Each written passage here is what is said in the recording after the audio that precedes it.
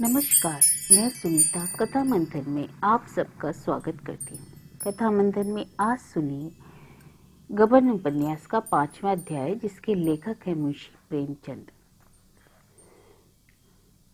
दूसरे दिन सवेरे ही रमानाथ ने रमेश बाबू के घर का रास्ता लिया। उनके यहाँ भी जन्माष्टमी की झांकी होती थी। उन्हें स्वयं तो कोई अनुराग न था, पर उनकी स्त्री उत्सव मनाती थी, सो उनकी याद में वह उत्सव मनाते थे।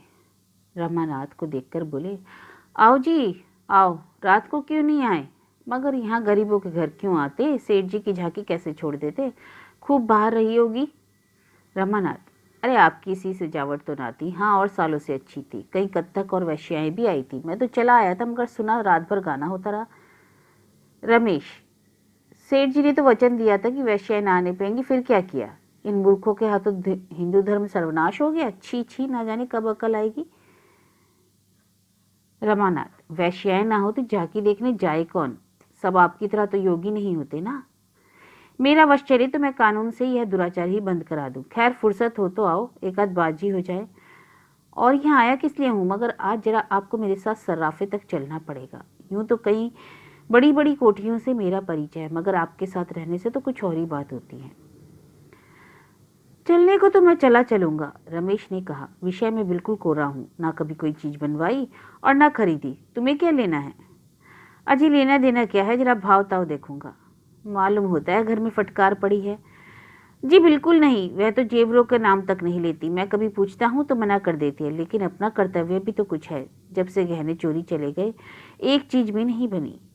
रमेश, मालूम होता है कमाने का ढंग आ गया, और क्यों ना हो, कायस्थ के बच्चे हो, कितने जोड़ लिए? रमानाथ, रुपये किसके पास है? वादे पर लूंगा। अजी, इस फेर में ना पड़ो। जब तक रुपये हाथ में ना हो तो बाजार की तरफ ना मत जाओ। गहनों से तो बुढ़े नई बीवियों का दिल खुश किया करते हैं। उन बेचारों के पास गहनों के सिवा होता ही क्या है, और जमाने के लिए तो बहुत से लटके झटके हैं। यूं मैं कहूं तो 2-4 हजार का माल दिलवा सकता हूं, मगर भाई कर्ज की लत बहुत बुरी है। रमानाथ, मैं 2-3 महीने में सब रुपए चुका दूंगा। अगर मुझे इसका विश्वास ना होता तो मैं जिक्र ना करता। रमेश, तो 2-3 महीने सब्र क्यों नहीं कर लेते? कर्ज से बड़ा दूसरा पाप और कुछ नहीं। इससे बड़ी विपत्ति आती है, और जहां तक एक बार धड़का खुल गया तो फिर आए दिन सर्राफ की दुकान के पास खड़े नजर आओगे। बुरा ना मानना, मैं जानता हूं कि तुम्हारी आमदनी अच्छी है, पर भविष्य का क्या कहना? भविष्य का कुछ भरोसा नहीं है भाई। कर्जा मत लो। गहनों का मरज ना जाने कब किस दरिद्र देश में कैसे फैल गया। अरे, जिन लोगों को भोजन का ठिकाना नहीं, वे भी गहनों के पीछे प्राण देते हैं। हर साल अरबों रुपए केवल सोना चांदी खरीदने में व्यय हो जाते हैं। संसार के किसी भी देश में इन धातुओं की इतनी खपत नहीं जितनी यहाँ है।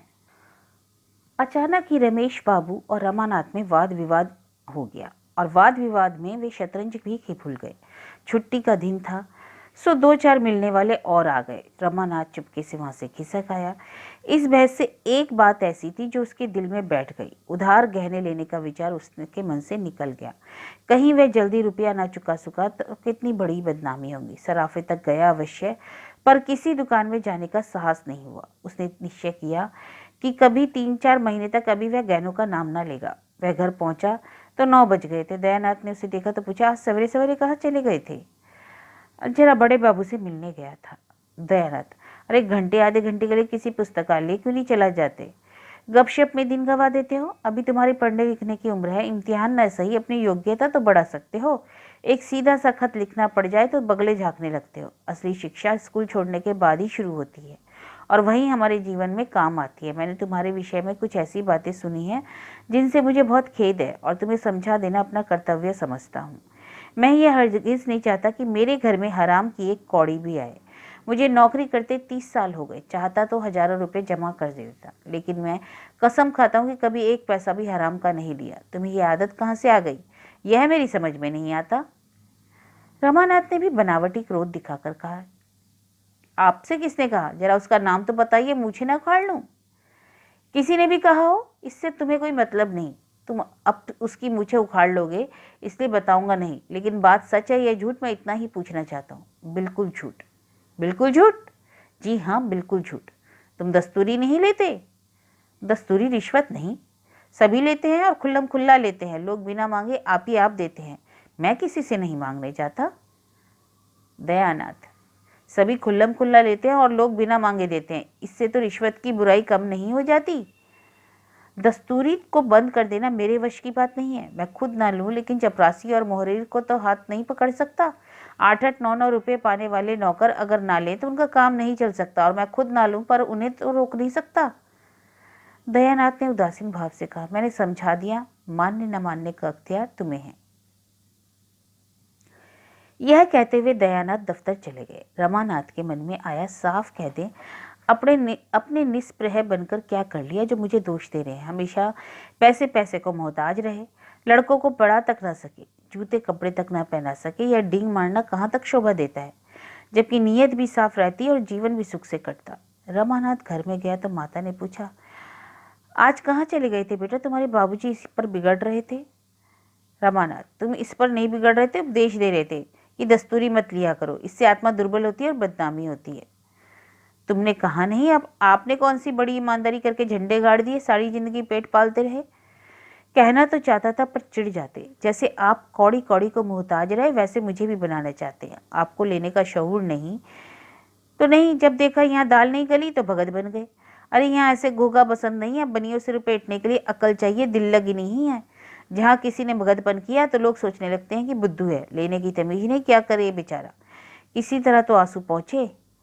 रामेश्वरी, बस बस यही बात बेटा, जिसे लेना आएगा वह जरूर लेगा। इन्हें तो बस घर में कानून बगाड़ना आता है, और किसी के सामने बात तक मुंह से नहीं निकलती। रुपए निकाल लेना तो मुश्किल है।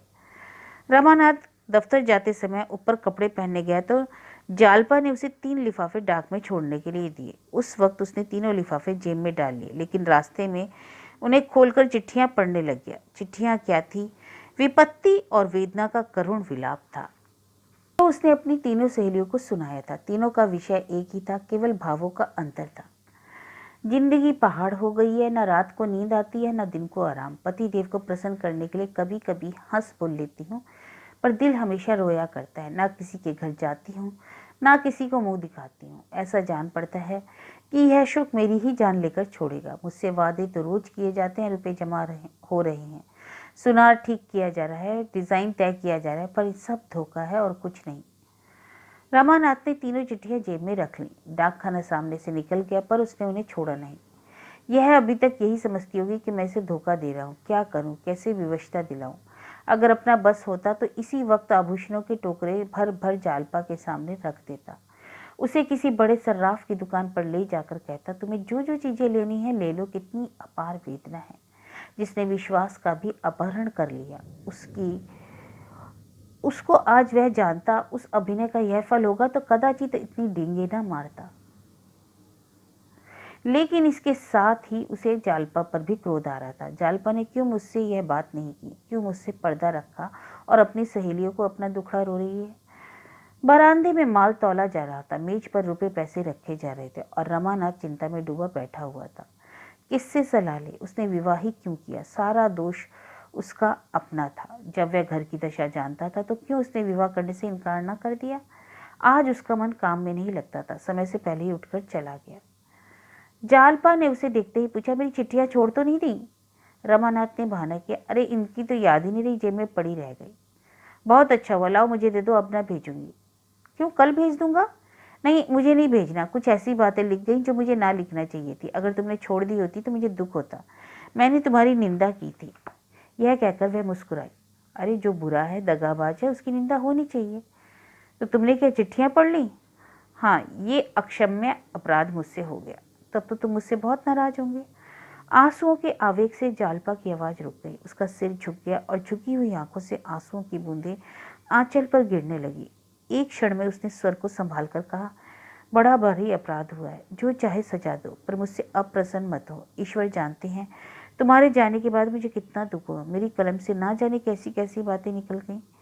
जालपा जानती थी कि रमानाथ को आभूषणों की चिंता मुझसे कम नहीं है, लेकिन मित्रों से अपनी व्यथा को कहते समय हम बहुधा अपना दुख बढ़ाकर कहते हैं। जो बातें पर्दे की समझी जाती हैं, उनकी चर्चा करने में एक तरह का अपमान जाहिर होता है। हमारे मित्र समझते हैं कि हमसे जरा भी दुराव नहीं रखता और उन्हें हमसे सहानुभूति हो जाती है। अपनापन दिखाने की ये आदत औरतों में कुछ ज्यादा ही होती है। रामानाथ ने जालपा से आंसू पोंछते हुए बोला, मैं तुमसे अप्रसन्न नहीं हूँ प्रिय। अप्रसन्न होने की तो कोई बात ही नहीं। आशा का विलंब ही दुराशा है। क्या मैं इतना नहीं जानता? अगर तुमने मना न कर दिया होता तो अब तक मैंने किसी न किसी तरह एक दो चीजें अवश्य बनवा दी होती। मुझसे भूल हुई, तुमसे सलाह ली। यह तो वैसा ही है जैसे मेहमान को पूछ पूछ कर भोजन दिया जाए और उस वक्त यह ध्यान न रहे कि संकोच में आदमी इच्छा होने पर भी नहीं नहीं करता है। ईश्वर ने चाहा तो बहुत दिनों तुम्हें इंतजार न करना पड़ेगा। जालपा ने संचित नेत्रों से देखकर कहा, तो क्या उधार लाओगे? हाँ, उधार लाने में कोई हर्ज तो नहीं। जब सूद नहीं देना है तो जैसे नगद वैसे उधार। ऋण से दुनिया का काम चलता है, कौन ऋण नहीं लेता। हाथ में रुपया आ जाने से अल्ले तल्ले खर्च हो जाते हैं। कर्ज सिर पर सवार रहेगा तो उसकी चिंता हाथ रोके रहेगी। मैं तुम्हें चिंता में नहीं डालना चाहती। अब मैं भूल कर भी गहनों का नाम न लूंगी। नाम तो तुमने कभी लिया ही नहीं, लेकिन तुम्हारे नाम लेने से कर्तव्य का अंत तो नहीं हो जाता। तुम कर्ज से व्यर्थ इतना क्यों डरती हो? रुपए जमा होने के इंतजार में मैं बैठा रहूंगा तो शायद कभी ना जमा हो पाएंगे। इसी तरह लेते लेते साल में 3-4 चीजें बन जाएंगी। अच्छा, मगर पहले कोई छोटी सी ही चीज लाना। हाँ, ऐसा ही करूंगा। रमानाथ बाजार चला तो खूब अंधेरा हो गया था। दिन रहते तो संभवतः मित्रों में से किसी की निगाह उस पर पड़ जाती। मुंशी दयानाथ ही देख लेते, पर वह इस मामले को गुप्त ही रखना चाहता था। सराफे में गंगू की दुकान मशहूर थी। गंगू था तो ब्राह्मण, पर बड़ा ही व्यापार कुशल। उसकी दुकान पर नित्य ग्राहकों का मेला लगा रहता। उसकी कर्म निष्ठा ग्राहकों में विश्वास पैदा करती थी और दुकानों पर ठगे जाने का भय था, पर यहाँ किसी को धोखा न था। गंगू ने रमानाथ को देखते ही मुस्कुराकर कहा, आइए बाबूजी, ऊपर आइए। बड़ी दया की। मुनीम जी, आपके वास्ते पान मंगवाओ। क्या हुक्म है बाबूजी? आप तो जैसे मुझसे नाराज है, कभी आते ही नहीं। गरीबों पर कभी कभी दया भी किया कीजिए। गंगू की शिष्टता ने रमानाथ की हिम्मत खोल दी। अगर उसने इतने आग्रह से ना बुलाया होता तो शायद रमानाथ को दुकान पर जाने का साहस न होता। अपनी साख को से अभी तक अनुभव ना हुआ था। दुकान पर जाकर पता लगा और बोला, यहाँ हम जैसे मजदूरों का कहाँ गुजरा है महाराज, गांठ में कुछ हो भी तो। गंगू, अरे यह क्या कहते हैं सरकार, आपकी दुकान है, जो चाहिए ले जाइए, दाम आगे पीछे मिलते रहेंगे। हम लोग आदमी पहचानते हैं बाबू साहब, ऐसी बात नहीं। धन्यवाद कि आप हमारी दुकान पर आए। दिखाऊं कोई जड़ाऊ चीज, कोई कंगन, कोई हार? अभी दिल्ली से हाल ही में माल लाया हूँ। अरे कोई हल्के दामों का हार दिखाई। तो यही कोई 700-800 तक दिखा दूं? अजी नहीं, हद 400 तक का। गंगू बोला, मैं आपको दोनों दिखाई देता हूँ, जो पसंद आए ले लीजिएगा। हमारे यहाँ किसी तरह का दगल फसल नहीं बाबू साहब, इसकी जरा आप चिंता न कीजिए। 5 बरस का लड़का हो या 100 बरस का बूढ़ा, सब एक साथ रखते हैं। मालिक को भी एक दिन मुंह दिखाना है बाबूजी। संदूक सामने आया। गंगू ने हार निकाल निकाल कर दिखाने शुरू किए। रमानाथ की आंखें खुल गई। जी लोटपोट होने लगा। क्या सफाई थी, नगीनों की कितनी सुंदर सजावट, कैसी आबताब, उनकी चमक दमक। रमानाथ सोच रखा था कि 100 रुपये से कुछ ज्यादा उधार न लगाऊंगा, लेकिन 400 वाला हार आंखों में जचता ही ना था और जेब में कुल 300 रुपये थे। सोचा, अगर यह हार ले गया तो जलापा ने पसंद ना किया तो फायदा क्या। ऐसी चीज ले जाऊं जो देखते ही फड़क उठे। यह जड़ाऊ हार उसकी गर्दन में कितनी शोभा देगा। वह हार एक सहस्त्रमणि रंजित नेत्रों से उसने को खींचने लगा। वह अभिभूत होकर उसकी ओर ताक रहा था, पर मुंह से कुछ साहस ना होता। गंगू ने 300 रुपये उधार लगाने से इनकार कर दिया तो कितना लज्जित होना पड़ेगा। गंगू ने उसके मन का संशय ताड़ लिया। अरे यह हार आप ही के लायक है बाबूजी, अंधेरे घर में रख दीजिए तो उजाला हो जाए। रमानाथ, पसंद तो मुझे भी है, लेकिन मेरे पास कुल 300 रुपये हैं, यह समझ लीजिए। शर्म से रमानाथ के मुंह पर लाली छा गई। वह धड़कते हुए हृदय से गंगू को देखने लगा। गंगू ने भी निष्कपट भाव से कहा, बाबू साहब, रुपए का जिक्र ना कीजिए। कहिए तो 10,000 का माल साथ भेज दूं। दुकान आपकी है, भला कोई बात हुई? हुक्म हो तो एक आधा चीज और दिखाऊं। एक शीश फूल अभी बनकर आया है, बस यही मालूम होता है। गुलाब का फूल खिला हुआ देखकर जी खुश हो जाएगा। मुनीम जी, जरा वह शीश फूल तो दिखाना, और दाम का भी कुछ ऐसा भारी नहीं, आपको 250 में दे दूंगा। रमानाथ ने मुस्कुराकर कहा, महाराज आप बहुत बातें बना रहे हैं, कहीं उल्टे छुरे मोड़ न लेना। गहनों के मामले में बिल्कुल अनाड़ी हूँ। अरे ऐसा ना कहिए बाबूजी, आप चीज ले जाइए, बाजार में दिखा लीजिए। अगर कोई 250 से कौड़ी कम दे दे तो मुफ्त में दे दूंगा। शीश फूल आया। सचमुच गुलाब का फूल था, जिस पर हीरे की कलियां ओस की बूंदों के समान चमक रही थी। रमानाथ की टकटकी बन गई, मानो कोई अलौकिक वस्तु सामने आ गई हो। गंगू, बाबूजी 250 रुपये तो कारीगर की सफाई के इनाम है, यह एक चीज है। हाँ है तो बहुत सुंदर भाई, पर ऐसा ना हो कल ही से दाम का तकाजा करने लगो। मैं खुद हो, जहां तक हो सकेगा जल्दी दे दूंगा। गंगू ने दोनों चीजें 2 सुंदर मखमली केसों में रखकर रमानाथ को दे दी। फिर मुनीम जी से नाम टकवाया और पान खिलाकर विदा किया। रमानाथ के मनोल्लास की इस समय सीमा न थी, किंतु यह उल्लास न था, इसमें एक शंका का भी समावेश था। यह उस बालक का आनंद न था जिसने माता से पैसे मांगकर मिठाई ली हो, बल्कि उस बालक का जिसने पैसे चुरा कर ली हो। उसे मिठाइयाँ मीठी तो लगती हैं, पर दिल कांपता है कहीं घर चलने पर मार ना पड़े। 650 रुपये चुका देने की बात विशेष चिंता नहीं थी। घात लग जाए तो वह 6 महीने में चुका देगा। भय यही था कि बाबूजी सुनेंगे तो जरूर नाराज होंगे। लेकिन ज्यों-ज्यों आगे बढ़ता गया, जालपा को इन आभूषणों से सुशोभित देखने की उत्कंठा इस शंका पर विजय पाती गई। घर पहुंचने की जल्दी में उसने सड़क छोड़ दी और एक गली में घुस गया। सघन अंधेरा छाया हुआ था। बादल तो उसी वक्त छाए हुए थे जब वह घर से चला था। गली में घुसा ही था कि पानी की बूंद सिर पर पड़ी। जब तक छतरी खोले वह लथपथ हो चुका था। उसे शंका हुई इस अंधकार में कोई आकर दोनों चीजें छीन लाने। पानी की झरझर में कोई आवाज भी ना सुनी। सूनी गली में आने से नाहक पछताने लगा। घर पहुंचा तो दयानाथ हुक्का पी रहे थे। वह उस कमरे में ना गया। उनकी आंख बचाकर अंदर जाना ही चाहता था कि उन्होंने टोका, अरे इस वक्त कहाँ से आए? रमानाथ ने कुछ जवाब ना दिया। कहीं वह अखबार सुनाने लगे तो घंटों की खबर लेंगे। सीधा अंदर जा पहुंचा। जालपा द्वार पर खड़ी उसकी राह देख रही थी। तुरंत उसके हाथ से छतरी ले ली और बोली, अरे तुम तो बिल्कुल भीग गए, कर क्यों ना गए? अरे पानी का क्या ठिकाना, रात भर बरसता रहता तो। यह कहता हुआ रमानाथ ऊपर चला गया। उसने समझा जालपा भी पीछे पीछे आती होगी, पर वह नीचे बैठी अपने देवरों से बातें कर रही थी, मानो उसे ज्ञानों की याद ही ना हो, जैसे वह बिल्कुल भूल गई हो कि रमानाथ सर्राफे से आया है। रमानाथ ने कपड़े बदले और मन में झुंझलाता हुआ नीचे चला आया। उसी समय दयानाथ भोजन करके आ गए। सब लोग भोजन करने बैठे। जालपा ने जब तक किया था, पर इस उत्कंठा की दशा से आज उससे कुछ खाया न गया। जब वह ऊपर पहुंची तो रमानाथ चारपाई पर लेटा हुआ था। उसे देखते ही कौतूहल से बोला, आज सर्राफे के यहाँ जाना तो व्यर्थ हो गया। हार कहीं तैयार ही नहीं था, बनाने को क्या आया? जालपा का उत्साह, चमकती हुई मुख छवि मलिन पड़ गई। बोली, वह तो पहले ही जानती थी मैं, बनते बनते 5-6 महीने लग तो जाएंगे। अरे नहीं जी, बहुत जल्द बना देगा, कसम खा रहा था। अब तो जालपा बोली, जब चाहे दे दे। उत्कंठा की चरम सीमा ही निराशा है। जालपा मुंह फेर कर लेटने जा ही रही थी कि रमानाथ ने जोर से क्या कहा लगाया। जालपा चौंक पड़ी। समझ गई रमानाथ ने शरारत की है। मुस्कुराती हुई बोली, तुम भी बड़े नटखट हो जी, क्या लाए? कैसा चकमा दिया? अरे यह तो मर्दों की आदत होती है, तुमने कौन सी नई बात की? जालपा दोनों आभूषणों को देखकर निहाल हो गई। हृदय में आनंद की लहरें सी उठने लगी। वह मनोभावों को छिपाना चाहती थी कि रमानाथ उसे औची न समझे, लेकिन एक एक अंग खिला जाता था।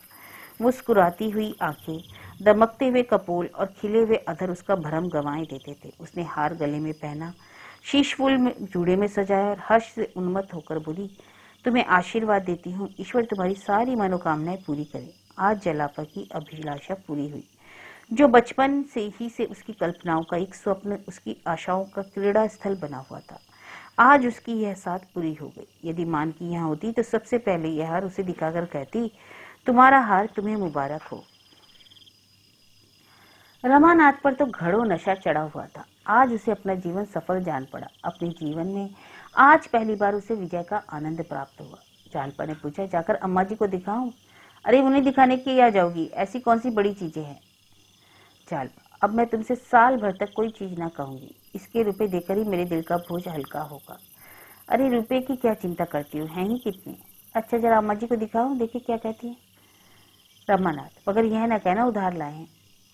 जालपा इस तरह दौड़ी हुई नीचे गई मानो उसे कोई निधि मिल गई। आधी रात बीत चुकी थी। रामानंद आनंद की नींद सो रहा था। जालपा ने छत पर आकर एक बार आकाश की ओर देखा। निर्मल चांदनी छिटकी हुई थी। वह कार्तिक की चांदनी जिसमें संगीत की शांति थी, शांति का माधुर्य और मधुर्य का उन्माद।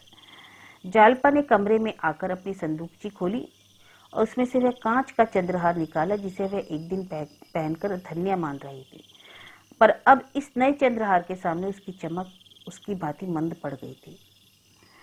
उसने उस नकली हार को तोड़ डाला और उसके दोनों दानों को नीचे फेंक दिया, उसी भांति जैसे पूजा समाप्त हो जाने के बाद कोई उपासक मिट्टी की मूर्तियों को जल में विसर्जित कर देता है।